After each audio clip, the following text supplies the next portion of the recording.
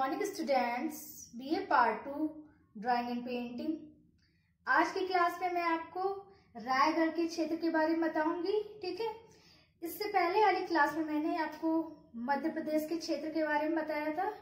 ठीक है, तो आज हम लोग रायगढ़ के क्षेत्र के बारे में पढ़ेंगे। ठीक है, तो चलिए आइए स्टार्ट करते हैं कि रायगढ़ के अंतर्गत कौन कौन से क्षेत्र हैं और इसके अंतर्गत कौन सा क्षेत्र इम्पोर्टेंट है। ठीक है, तो रायगढ़ के अंतर्गत आपके सिंघनपुर, कर्मागढ़, खैरपुर, बोतालदा तथा खरसिया, ठीक है, ये प्रमुख क्षेत्र हैं। ठीक है, इनमें से आपका कौन सा क्षेत्र इम्पोर्टेंट है, ठीक है, उसमें कौन कौन से क्षेत्र प्राप्त हुए हैं, ठीक है, इसके बारे में भी आपको पढ़ना बहुत जरूरी है। रायगढ़ के अंतर्गत आपका सिंघनपुर, जो सिंघनपुर क्षेत्र है ये बहुत इम्पोर्टेंट है और इसमें ही काफी सारे क्षेत्र प्राप्त हुए हैं। तो अब हम लोग सिंघनपुर के बारे में पढ़ेंगे। सिंघनपुर आपका रायगढ़ क्षेत्र के अंतर्गत ही आएगा। ठीक है, आपको इस बात का ध्यान रखना है कौन सा क्षेत्र किसके अंतर्गत आ रहा है, ठीक है, और किसमें क्षेत्र प्राप्त हुए हैं, इस बात का आप विशेष ध्यान रखने की कोशिश करिए। ठीक है, तो सिंघनपुर जो गुफा है वो आपकी माठ नदी के किनारे है। ठीक है, माठ नदी के किनारे स्थित है और सिंघनपुर में आपकी 50 गुफाएं हैं। ठीक है, 50 गुफाएं हैं और सिंघनपुर की खोज डब्ल्यू एंडरसन ने 1910 ईस्वी में की थी।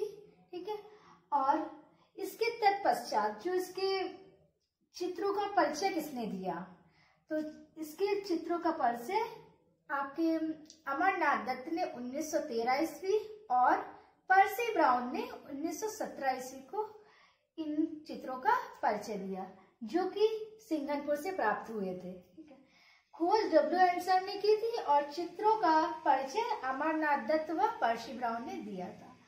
अब आते हैं हम लोग सिंघनपुर के जो चित्र प्राप्त हुए उनकी क्या विशेषता रही है या फिर जो चित्र कौन कौन से प्राप्त होते हैं। ठीक है, तो इसके बारे में पढ़ेंगे हम लोग। सिंघनपुर की यदि हम चित्रों की बात करें तो सिंघनपुर में जंगली भैंसों का अंकन अधिक हुआ है और यहाँ पर स्टेंसिल, ठीक है, स्टेंसिल जो छेपांकन पद्धति मैंने बताई थी कि उसको हाथ रख के फूट मार देते हैं, तो इस टाइप के चित्र यहाँ पे भी प्राप्त हुए हैं जो कि सिंघनपुर और होशंगाबाद जो कि एमपी में पड़ता है तो उसमें भी प्राप्त हुए हैं छेपांकन पद्धति के चित्र और सिंघनपुर में भी प्राप्त हुए हैं।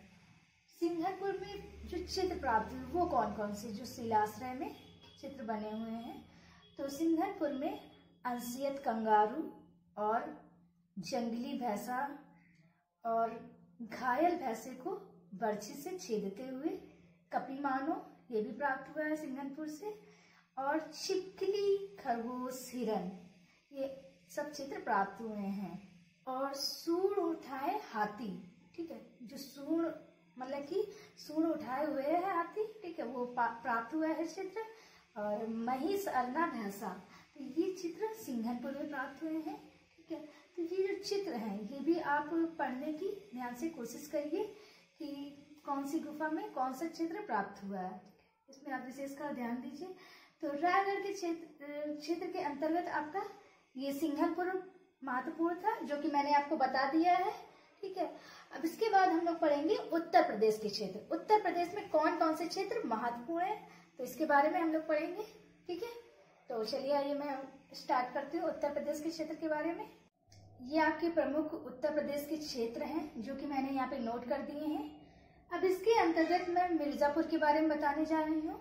ठीक है, तो मिर्जापुर में भी आपके बहुत सारे क्षेत्र प्राप्त हुए हैं। उसके अंतर्गत जो चित्र प्राप्त हुए हैं वो भी मैं आपको बताऊंगी कि किस किस गुफा में कौन कौन सा चित्र प्राप्त हुआ है। तो सबसे पहले हम लोग मिर्जापुर के बारे में जान लेते हैं कि मिर्जापुर की स्थिति क्या रही है। ठीक है, मिर्जापुर कहाँ पे है, तो मिर्जापुर आपका सोन नदी घाटी में विंध्याचल पर्वत कैमूर की श्रृंखला में स्थित है। मिर्जापुर उत्तर प्रदेश का ही प्रमुख क्षेत्र रहा है। और मिर्जापुर में कितनी गुफाएं आती हैं, तो मिर्जापुर में आपकी 100 से अधिक गुफाएं, ठीक है, 100 से अधिक गुफाएं आती हैं जिनके चित्रों का समय, जो यहाँ पे चित्र प्राप्त हुए हैं उनका समय 5000 ईसा पूर्व माना गया है। अब 5000 ईसा पूर्व की बात आती है तो इसका समय क्या होगा, ये आपका उत्तर प्रसार काल माना जाएगा। उत्तर प्रसार काल यानी मैंने बताया था नव प्रसार काल, जब आपको स्टार्टिंग में बताया था, ठीक है। तो ये समय इसका माना जाएगा उत्तर प्रसार काल, ठीक है, क्योंकि इनका समय है 5000 ईसा पूर्व, ठीक है। तो ये था मिर्जापुर के बारे में कुछ परिचय, ठीक है, जो कि बहुत ही इंपॉर्टेंट है, आप लोग इसको ध्यान दीजिएगा। हम लोग जानते हैं कि मिर्जापुर में कौन कौन से क्षेत्र प्रमुख रहे हैं। तो मिर्जापुर में आपका लिखुनिया, भलडरिया, विजयगढ़, लोहरी, घोड़हवा, कंडाकोट, सोरो घाट प्रमुख रहा है, घोड़मगर, कोहबर, विंडम, करपटिया, हरनीहरन आदि। ये प्रमुख स्थान, प्रमुख जो गुफाएं हैं, ये बहुत ही महत्वपूर्ण है मिर्जापुर की। क्या अब इसके अंतर्गत कौन कौन से चित्र प्राप्त होते हैं, यानी कि जो क्षेत्र है आपके, ठीक है, इसके अंतर्गत भी चित्र प्राप्त होते हैं, तो इनको भी ध्यान में रखना बहुत ही जरूरी है। जैसे कि आपको चित्र प्राप्त हुआ है एक भूत की परछाई, तो ये कंडाकोट गुफा से प्राप्त हुआ है। ऐसे ही काफी सारे चित्र हैं जो गुफाओं में प्राप्त हुए हैं, ये भी मैं आपको बताऊंगी। ये जो आपका विंडम क्षेत्र है, विंडम, ठीक है, ये मिर्जापुर का प्रमुख पिकनिक स्थल माना जाता है, ठीक है। विंडम मिर्जापुर का प्रमुख पिकनिक स्थल माना जाता है। इसकी खोज जगदीश गुप्त ने की थी, ठीक है। जगदीश गुप्त ने विंडम नामक स्थान की खोज की थी। और जो आपका सोहरो घाट है, सोहरो घाट, ये भी प्रमुख रहा है। इसमें हाथ के छापे प्राप्त हुए हैं, सोहरो घाट में हाथ के छापे प्राप्त हुए हैं, ठीक है। और आपका सोहरो घाट से शाही का आखेट प्राप्त हुआ है। किसका आखेट? शाही का आखेट सोहरो घाट से प्राप्त हुआ है आपका। और आपका घोड़मगर से गेंडे का आखेट प्राप्त हुआ है। किसका आखेट? गेंडे का आखेट घोड़मगर से प्राप्त होता है आपका, ठीक है। घायल सुअर का आखेट प्राप्त होता है भलडरिया से, घायल सुअर का आखेट प्राप्त होता है। कंडाकोट से भूत की परछाई प्राप्त होती है। किसकी परछाई? भूत की परछाई प्राप्त होती है। जो जलती हुई मसाल है उसका बाग में सामना करते हुए ये जो चित्र है ये प्राप्त हुआ है लोहरी से, ठीक है। तो ये जो क्षेत्र है इनके अंतर्गत जो भी चित्र प्राप्त हुए हैं वो मैंने बता दिए जो कि प्रमुख रहे हैं, ठीक है। तो उसको आप ध्यान से सुनिए और अपनी नोट्स बनाने की कोशिश करिए। अब हम लोग मिर्जापुर के बारे में पढ़ते हैं और भी जो प्रमुख रहा है। तो मिर्जापुर में आपका लाल रंग का प्रयोग अधिक हुआ है, ठीक है। लाल रंग का प्रयोग प्रमुख रूप से हुआ है। और 1880 ईस्वी में कॉकबर्न व कार्लाइल, ठीक है, कॉकबर्न व कार्लाइल ने चित्रों की प्रमुख रूप से खोज की है, ठीक, जो कि सबसे प्राचीन शिला चित्र माने जाते हैं मिर्जापुर के अंतर्गत। तो अब हम लोग लिखुनिया के बारे में पढ़ेंगे, ठीक है। लिखुनिया और हरनीहरन के बारे में पढ़ेंगे, ठीक है, जो कि बहुत ही इंपॉर्टेंट है, ठीक है। इनसे जो चित्र प्राप्त होते हैं वो भी बहुत महत्वपूर्ण है। तो चलिए आइए उसके बारे में भी पढ़ना स्टार्ट करते हैं। लिखुनिया मिर्जापुर में गरई नदी के किनारे है, ठीक है। गरई नदी के किनारे है मिर्जापुर आपका, ठीक है, उत्तर प्रदेश में पड़ता है। और लिखुनिया इसके अंतर्गत है, ठीक है। ये भी उत्तर प्रदेश में ही आएगा, ठीक है। तो ये गरई नदी के किनारे है। प्रागैतिहासिक काल में लिखुनिया तथ्य तथा नृत्य चित्रों के लिए प्रमुख रहा है। ये लिखुनिया जो है आपका। अब लिखुनिया से कौन से चित्र प्राप्त हो रहे हैं? तो लिखुनिया से आपके 2 चित्र प्राप्त होते हैं। नृत्य वादन में मत्स्य व्यक्तियों का चित्र लिखुनिया से प्राप्त हुआ है।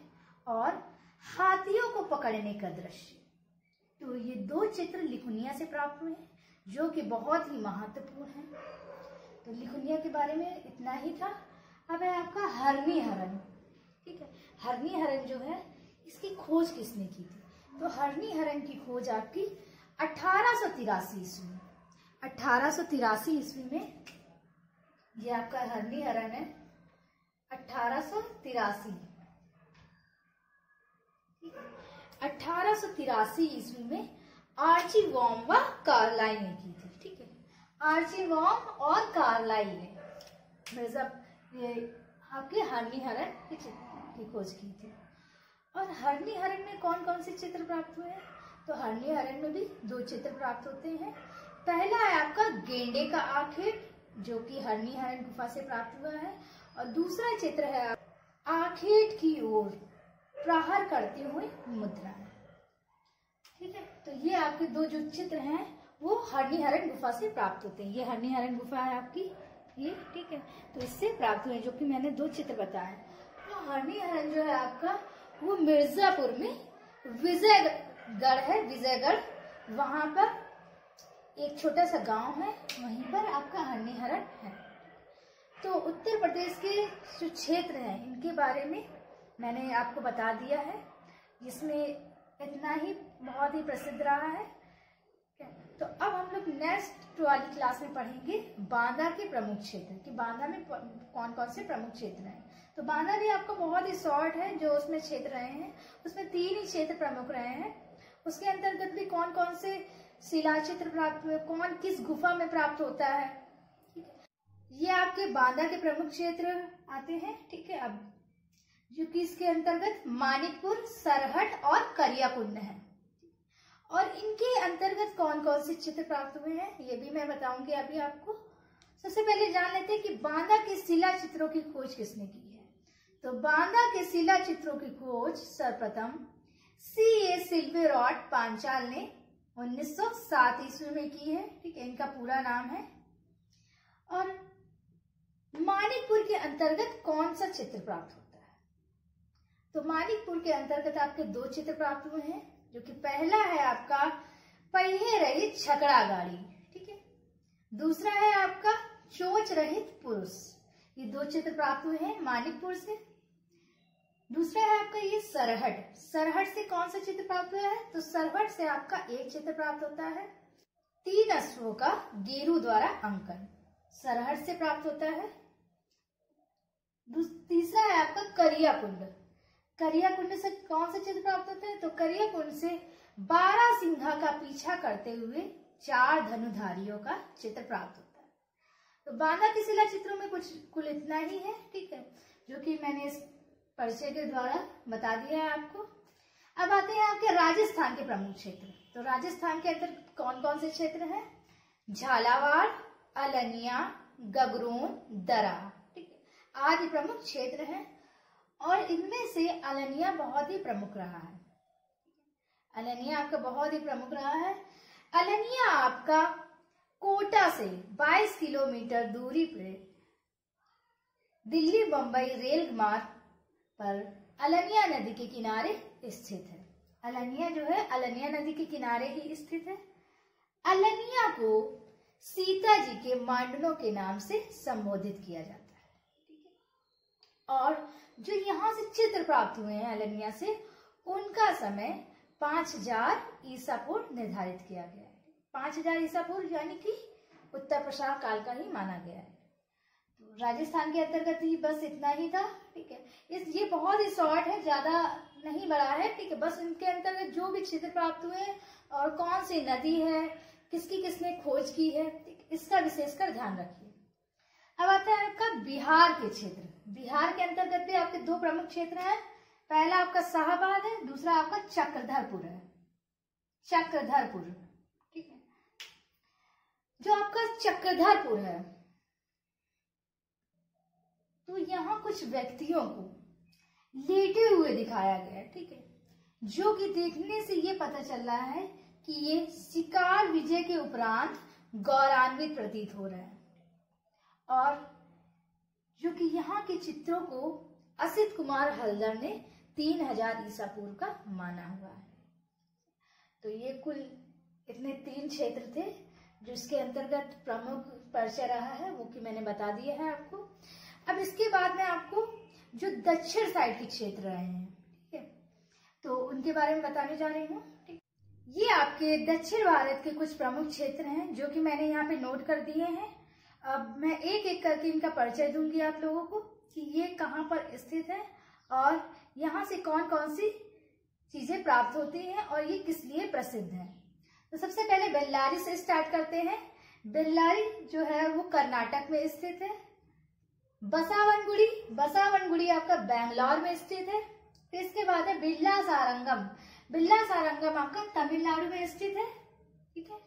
इसके बाद आता है वायनाड के एडकल आपका तमिलनाडु में स्थित था, परंतु अब इसे केरल कर दिया गया है, ठीक है, केरल भी आ जाता है। इसके बाद है आपका सयनकुल्लू जो कि कर्नाटक में। तो कुछ दक्षिण भारत के प्रमुख इतने क्षेत्र थे जो कि मैंने अभी एक एक करके बताया आपको। अब इसके बाद मैं आपका इसका डिटेल में थोड़ा परिचय दूंगी। इसकी खोज किसने की है, ये हमसे क्या चीजें प्राप्त हुई हैं। तो बेल्लारी के बारे में जानते हैं। बेल्लारी कर्नाटक में स्थित है और जो बेल्लारी है इसकी खोज 1892 ईस्वी को एफ फॉन्सेट ने की थी। इसके बाद बेल्लारी आदिमानव का प्रधान केंद्र माना जाता है। स्टार्टिंग में मैंने जब आपको पूरा पाषाण काल बताया था उसके अंतर्गत मैंने बेल्लारी का नाम लिया था और मैंने ये भी बताया था दक्षिण भारत में बेल्लारी पड़ता है, वह आदिमानव का प्रधान केंद्र माना जाता था, ठीक है। आदिमानव का प्रधान केंद्र है बेल्लारी आपका। इसके बाद बेल्लारी से दक्षिण भारत में बेल्लारी से सर्वप्रथम मानव अस्थियों के साक्ष्य यहीं से प्राप्त होते हैं और बेल्लारी से षटभुजाकार यानी 6 कोणों का सितारा भी प्राप्त होता है।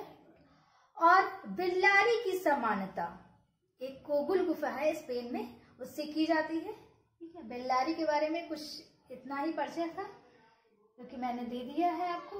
अब इसके बाद आता है आपका बिल्ला सारंगम के बारे में क्या इंपॉर्टेंट है। बिल्ला सारंगम, ठीक है, बिल्ला सारंगम से हस्तियों के यानी कि हड्डियां, ठीक है, उसके औजार प्राप्त हुए हैं और यहाँ पे जादू तथा टोने से संबंधित चित्र भी प्राप्त होते हैं बिल्ला सारंगम से। बिल्ला सारंगम को स्वर्गीय रंगनाथ राघव ने नवपाषाण काल का माना है, यानी कि उत्तर पाषाण काल का। तो ये बिल्ला सारंगम के बारे में परिचय था जो कि मैं अभी यहाँ पे लिख दूंगी आप लोगों को, ठीक है। इसके बाद आता है वायनाड के एडकल के बारे में मैं बताने जा रही हूँ। इसके बारे में आप लोग बहुत अच्छे से पढ़ने की कोशिश करिए, ठीक है। मैं अभी यहाँ पे नोट कर दे रही हूँ वायनाड के बारे में। यहाँ पर मैंने बिल्ला सारंगम और वायनाड के एडकल के बारे में लिख दिया है। आप लोग अपनी कॉपी में नोट भी कर सकते हैं, ठीक है, देख लीजिए ध्यान से। बिल्ला सारंगम के बारे में मैंने पहले आपको बता दिया है। अब इसके बाद मैं वायनाड के एडकल के बारे में बताने जा रही हूँ। वायनाड के एडकल तमिलनाडु में है, ठीक है, वर्तमान में ये केरल में है। वर्तमान में केरल, ठीक है।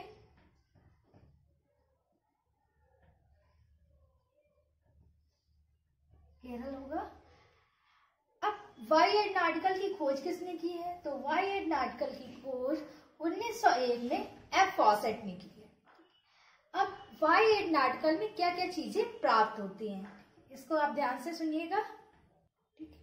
यहाँ पर स्वास्तिक, सूर्य और 4 कोने का चौखटा होता है, वो प्राप्त हुआ है वायनाड में।